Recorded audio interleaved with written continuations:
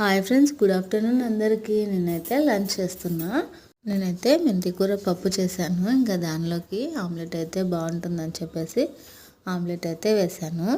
నాకైతే పప్పులోకి మిర్చి బజ్జీ కానీ ఆమ్లెట్ కానీ తినడం అంటే చాలా ఇష్టం.